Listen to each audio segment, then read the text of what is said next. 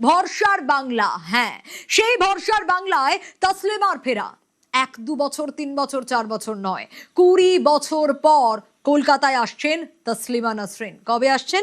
1 August শহর কলকাতায় আসছেন তসলিমা। কট্টরপন্থীদের বিরুদ্ধে লিখেছিলেন আর তাতেই দেশ ছাড়া হতে হয়েছিল তসলিমাকে।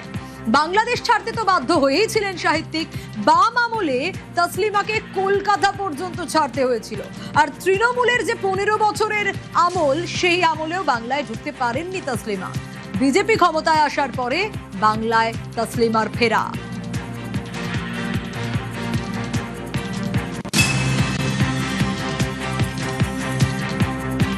রবীন্দ্র সদনে তসলিমাকে সংবর্ধনা জানাবেন মুখ্যমন্ত্রী, দাবি উদ্যোক্তা।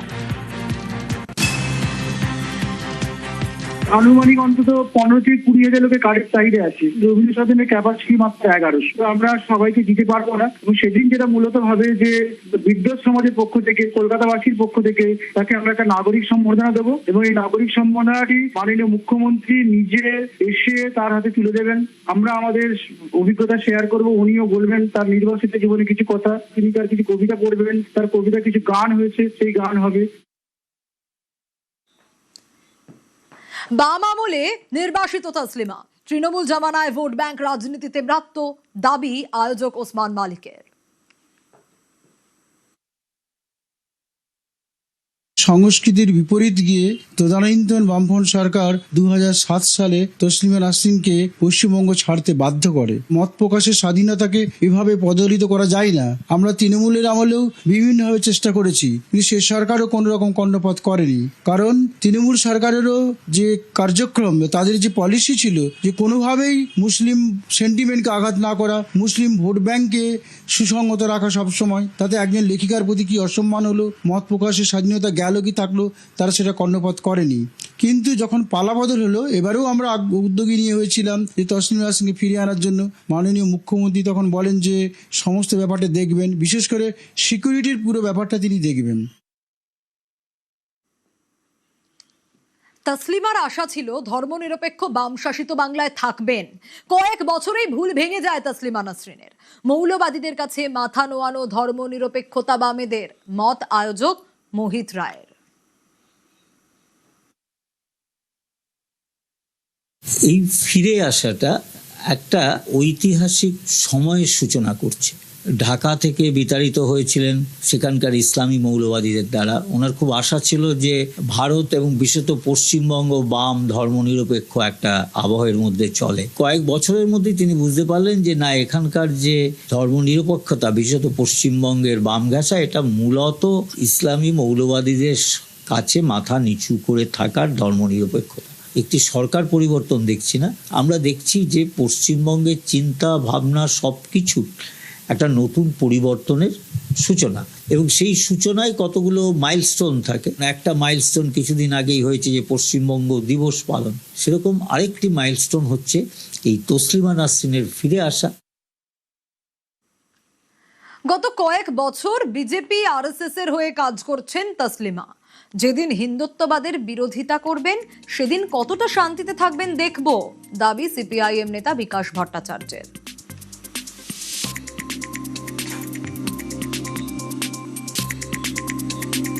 ভালো কথা, তাকে স্বাগত। কিন্তু তিনি বিজেপি এবং আরএসএস এর হয়ে কাজ করছিলেন এক বছর। যদি আপনি তার বিভিন্ন বক্তব্য দেখেন, তিনি প্রকৃতপক্ষে উগ্র হিন্দুত্ববাদের পক্ষে প্রচার করেছেন। নামটা তসলিমা নাসরিন হলেই যে তিনি একেবারে মুক্ত স্বাধীন তা তো নন। যেদিনকে তিনি এই বিজেপির হিন্দুত্ববাদের বিরুদ্ধে কথা বলবেন, সেদিনই উনি টেরটা পাবেন যে ওর কতটা শান্তিতে এখানে থাকবে। তসলিমাকে ফেরানো নিয়ে রাজ্যসভায় সরব হন শ্রমিক ভট্টাচার্য।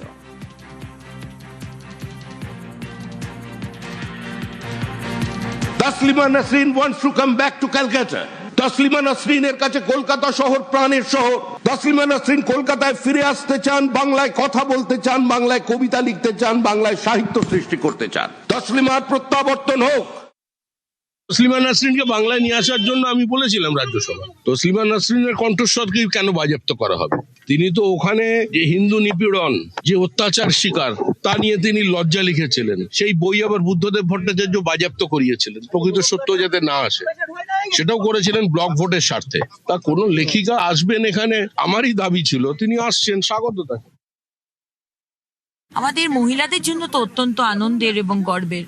লেফট ফ্রন্ট গভর্নমেন্ট মুসলিম নিয়ে পলিটিক্স করেছেন, কিন্তু ওনাকে প্রোটেকশন দেননি, ওনাকে পাঠিয়ে দেওয়া হয়েছিল। তারপরে তো টিএমসি রেজিম তো কেউই কোনো জাস্টিস পায়নি, সমস্ত ধর্মের মানুষকে শুধু ব্যবহার করা হয়েছে। আজকে মাননীয় মুখ্যমন্ত্রী শুভেন্দু অধিকারীর নেতৃত্বে আজকে তসলিমা দিয়ে আসছেন, 1 তারিখে প্রোগ্রাম হবে এই রবীন্দ্র সদনে, এটা অত্যন্ত গর্বের বিষয়। আজ সকালেও আমার ওনার সাথে কথা হয়েছে এবং উই আর ভেরি হ্যাপি। আমাদের সরকার সবকা সাথ, সবকা বিকাশ, সবকা বিশ্বাস, সবকা প্রয়াস, মাননীয় প্রধানমন্ত্রী দেখানো পথে আমরা হাঁটছি। প্রশাসনিক বিষয়, যারা প্রশাসনে আছেন তাদের বিষয় কি করছেন সেটা দেখা যাক। তৃণমূল কংগ্রেসকে পরাজিত করার জন্য বিজেপি যে ইস্তেহার বা যে ফানুস উড়িয়েছিলেন, যে বক্তব্য দিয়েছিলেন, সেগুলো বাস্তবায়ন করতে পারছে না। বলেছিল রাত দিন 24 ঘন্টা মহিলারা ঘুরবেন। এখন তিনি বিজেপি নেত্রীরা বলছেন যে বিদেশেও রেপ হয়, এখানেও আস্তে আস্তে কমবে, অর্থাৎ ফেলিওর হচ্ছে। স্মার্ট মিটার নিয়ে অনেক কথা বলেছিল, সেই সময় বিরোধীরা করেছিল। এখন স্মার্ট মিটার সরকারি কর্মচারীদের লাগানোর নির্দেশ দিচ্ছেন। শুধু তাই নয়, হকার উচ্ছেদ নিয়ে অনেক কথা বলেছিলেন, এখন এরা ধরে ধরে হকার উচ্ছেদ করছে। যে প্রতিশ্রুতিগুলো দিয়েছিল পূরণে ব্যর্থ হয়েছে। এই 3 মাসে হতে চলেছে, মানুষ যখন ক্ষিপ্ত, সেই সময় মুসলিমদেরকে বিরুদ্ধে তাসলিমা নাসরিন মাঝে মধ্যেই কথা বলে, শিরোনামে থাকে। তাকে নিয়ে আসা মানে এটা কি উন্নয়ন হিসেবে চালানো হবে, এর বাইরে কিছুই নয়। 20 বছর পর তসলিমা নাসরিনের শহর কলকাতায় ফেরা, আবেগপ্রবণ অভিনেতা চূর্ণী গঙ্গোপাধ্যায়। আমি রীতিমতো আবেগপ্রবণ হয়ে পড়েছি। আমি এটা ভাবতেই পারছি না যেটা ঘটতে চলেছে। এত বছর পর কলকাতার মাটিতে পা রাখতে পারবেন, যেখানে মানুষের ভাষা উনি বোঝেন, যেই ভাষায় উনি নিজে কথা বলেন, লেখেন, এক্সপ্রেস করেন নিজেকে, সেই ভাষাভাষীর মানুষের কাছে থাকা। এবং কলকাতা তো তার একটা সেকেন্ড হোম ছিল। অদ্ভুত জয় এটা কলকাতার ফাইনালি, এবং ওনার জয়। এই যে পদক্ষেপ ওনাকে নিয়ে আসার 1 অগস্ট, এটা আবারও গ্লানিমুক্ত করলো কলকাতাকে। উনি ওনার দেশে নানান কারণের জন্য থাকতে পারছেন না, সেই কারণে উনি আরেকটা যে দেশই প্রায় ভাগ হয়ে যাওয়া দেশের অন্যদিকে উনি এসে থাকতে চান, যাতে ওই ভাষায় একটু কথা বলা যায়, পরিচিত আছে। বই এপার ওপার তো আটকানো যায় না, কাজে বইটা তো এপারেই চলে এসেছে, সবাই পড়েছে এবং ভালোবেসেছে। কলকাতার মতো শহর, যেখানে খুব উদার মনা শহর বলে আমি বিশ্বাস করি এবং গর্ব করি, সেখানে যেটা হওয়ার উচিত ছিল সেটাই হচ্ছে, এবং সেটাই যারা যারা ঘটাচ্ছেন তাদের কাছে অশেষ কৃতজ্ঞতা একজন শিল্পী হিসেবে।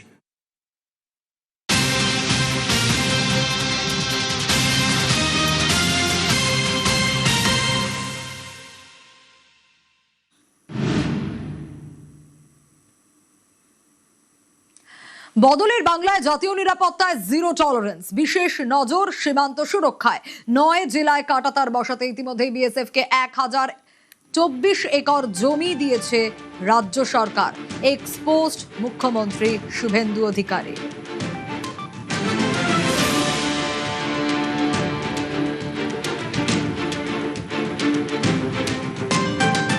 নটা জেলায় প্রায় 172 কিলোমিটার অংশ জুড়ে 1024.75 একর জমি যা রাজ্য সরকারের তরফ থেকে বিএসএফ এর হাতে তুলে দেওয়া হলো।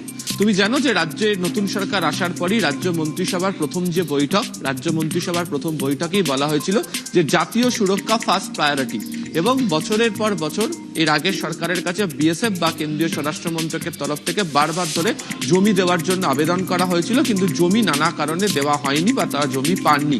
যে কারণে অনুপ্রবেশের মতো সমস্যা নিয়ে বারবার ধরে কেন্দ্রের তরফ থেকে একাধিক দায়িত্বপূর্ণ ব্যক্তিরা তারা সরব হয়েছিলেন। এবং তুমি জানো যে গত সপ্তাহের শেষেই মুর্শিদাবাদ গিয়েছিলেন মুখ্যমন্ত্রী শুভেন্দু অধিকারী, এবং তিনি সেখানে মুর্শিদাবাদের প্রসঙ্গের কথা উল্লেখ করেন যে সেখানে সেই জেলাতে কিভাবে জমি বিএসএফ এর হাতে তুলে দেওয়া হচ্ছে এবং সেই কাজও কতটা দ্রুত গতিতে এগিয়েছে।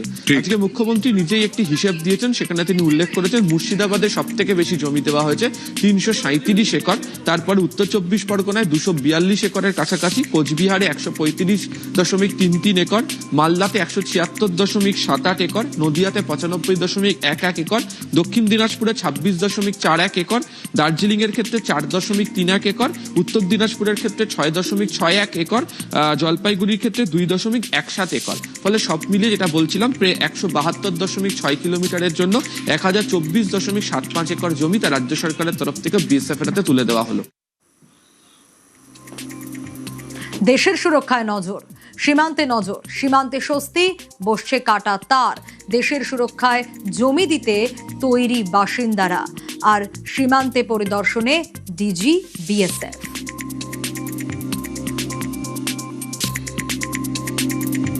ডিজি প্রবীণ কুমার তিনি নিজে গত 11ই জুলাই থেকে 14ই জুলাই এবং প্রতিদিন তিনি এই প্রত্যেকটা যে সীমান্তবর্তী জায়গা রয়েছে সেখানে গিয়ে কিন্তু নিজে পরিদর্শন করছেন, এবং যেরকম আমাদের কাছে হাতে এসে পৌঁছেছে এক্সক্লুসিভ তার ছবি। সুন্দরবন যে এলাকা আছে, সেই সুন্দরবন এলাকা, দক্ষিণ 24 পরগনার বিস্তীর্ণ এলাকা, সেই সমস্ত জায়গায় গিয়ে তিনি দেখেছেন যে কিভাবে কাজ হচ্ছে এবং কতটা কাজ এগিয়েছে। মুখ্যমন্ত্রী তিনি টুইট করেছেন যে 1000 একরের বেশি জমি দিয়ে দেওয়া হয়েছে। নিউজ 18 বাংলায় প্রথম চ্যানেল যারা পৌঁছেছিল এই সীমান্তে, সেটাও আমরা দেখিয়েছিলাম। সেখান থেকে দাঁড়িয়ে খুলনা প্রহারী যারা রয়েছে তাদের সঙ্গে তিনি বিশেষ বৈঠক করেছেন এবং এই বিভিন্ন জায়গায় পরিদর্শন করবেন।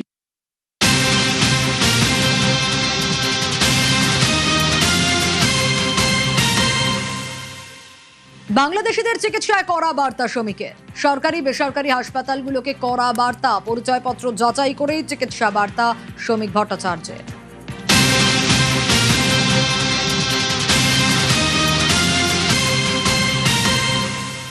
বাংলাদেশিদের চিকিৎসায় কড়া বার্তা শ্রমিকের। সরকারি বেসরকারি হাসপাতালগুলোকে কড়া বার্তা, পরিচয়পত্র যাচাই করেই চিকিৎসা বার্তা শ্রমিকের।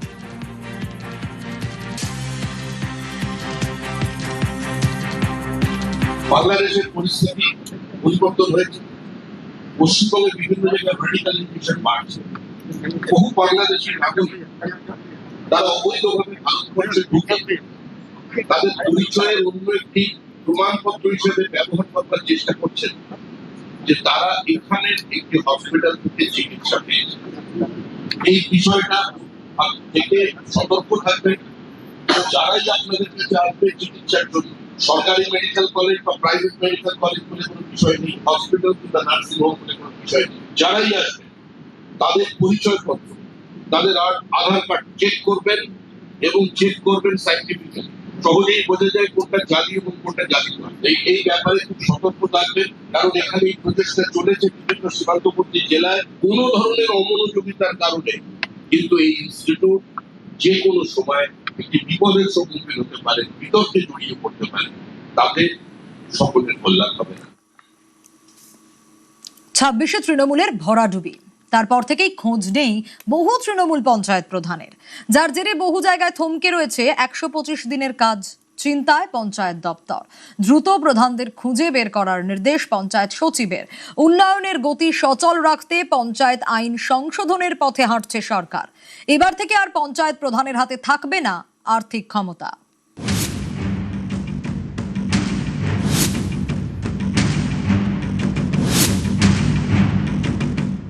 ইচ্ছাকৃতভাবে অসহযোগ করা হচ্ছে সরকারকে বদনাম করার জন্য। সেজন্য এই সেশনে আমরা বিল আনবো, প্রধানদের হাত থেকে আর্থিক যে ক্ষমতা সই করা সেটা কেড়ে নিয়ে আমরা সেক্রেটারিদেরকে দেবো, যেটা অন্যান্য রাজ্য হয়। পশ্চিমবাংলায় কেবল প্রধানদের হাতে দেওয়া হয়েছে বলে এত দুর্নীতি, এত হিংসা হয়। সেই জন্য সেটাকে আমরা এবারে বিল নিয়ে এসে সেই ক্ষমতা তাদের কাছ থেকে কেড়ে নেব।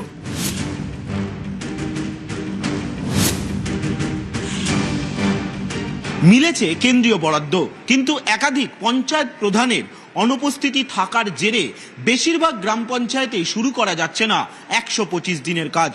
বেশিরভাগ গ্রাম পঞ্চায়েতে দখলে রয়েছে তৃণমূল কংগ্রেসের, আর সেই সব তৃণমূল কংগ্রেসের প্রধান উপপ্রধানদের দেখা না পাওয়ায়, খোঁজ না পাওয়ায় শুরু করা যাচ্ছে না 125 দিনের কাজ।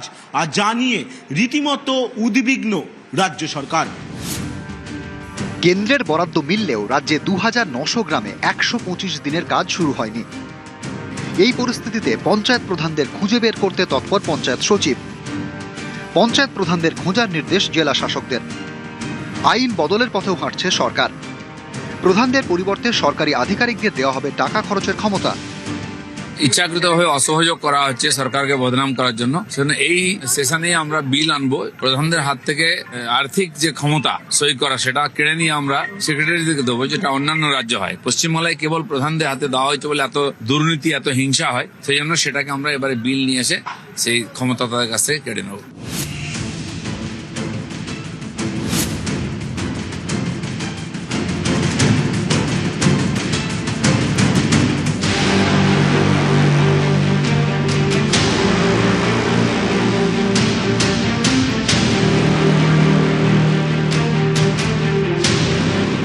আসছে না? 2.5 মাস হয়ে গেল।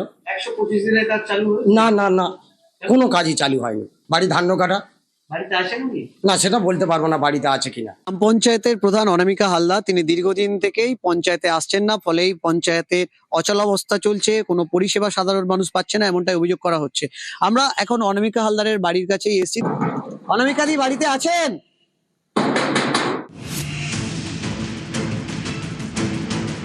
জব কার্ডের যেসব বিষয়গুলো থাকে সেসব বিষয়গুলোতে প্রধানের হস্তক্ষেপ আবশ্যিক দরকার থাকে। অঞ্চলের প্রধান আসছে না, আমরা যে সরকারি যেসব সুবিধা সুযোগ সুবিধা সেসব থেকে আমরা বঞ্চিত হচ্ছি। প্রধান ম্যাডাম বাড়িতে আছেন? কোথায় গেছে?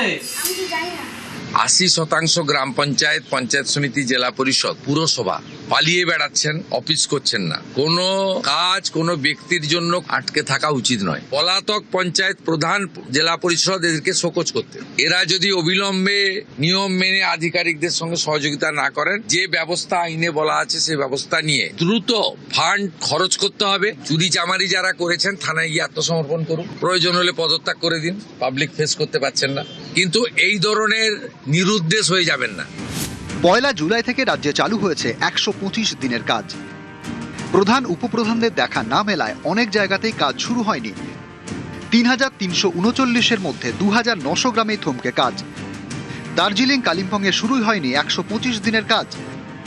মুর্শিদাবাদ, উত্তর 24 পরগনা, দক্ষিণ 24 পরগনায় অধিকাংশ গ্রাম পঞ্চায়েতেই কাজ শুরু হয়নি। কেন্দ্রীয় বরাদ্দ এলেও একাধিক জেলার এই পরিসংখ্যানে উদ্বিগ্ন রাজ্য। চিন্তায় পঞ্চায়েত দপ্তর। পঞ্চায়েত প্রধানদের খুঁজে বের করা এখন চ্যালেঞ্জ। প্রধানদের খুঁজে দ্রুত কাজ শুরু করতে জেলা শাসকদের নির্দেশ পঞ্চায়েত সচিবদের।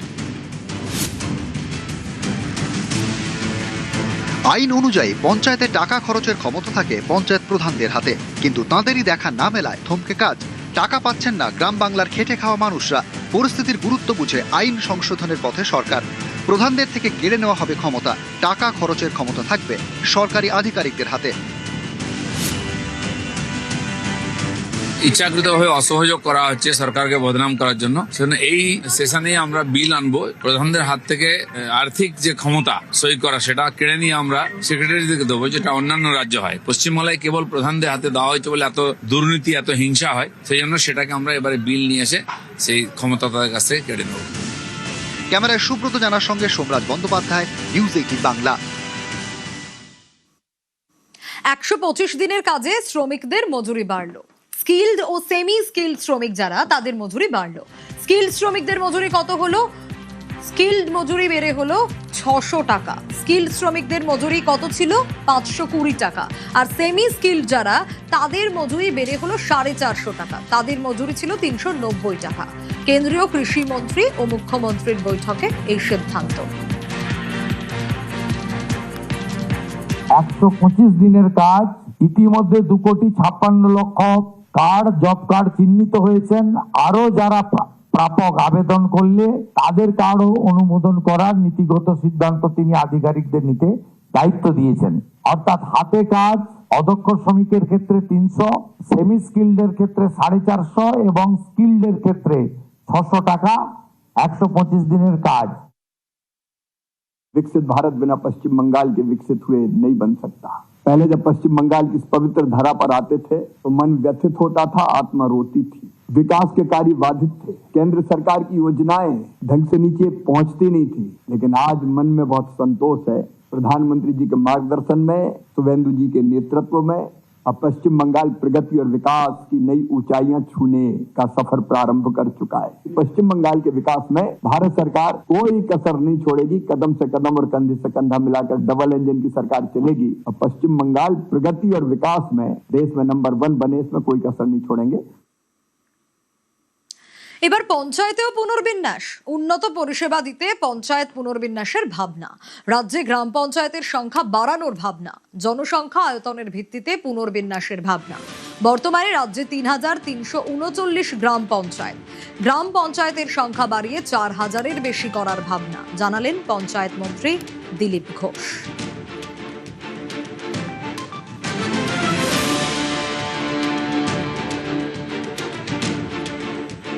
আমি পঞ্চায়েত মন্ত্রী। আমাদের এখানে এক একটা পঞ্চায়েতে 30টার বেশি পর্যন্ত সদস্য আছে, আর কোথাও 10টা 12টাও আছে ওয়েস্ট বেঙ্গলে। অন্য রাজ্যে তো 3-4টের বেশি নয় একটা পঞ্চায়েত। তারা সুষ্ঠু প্রশাসন দিচ্ছেন, আর এতগুলো পঞ্চায়েত হয়তো একটা সেখানে অফিসার নেই, সেক্রেটারি নেই, কি করে আমরা ডেভেলপমেন্ট করব? তো প্রশাসনিক সুধার আমরা করছি, আমরাও আরো 4000-এর বেশি পঞ্চায়েত করে দিচ্ছি।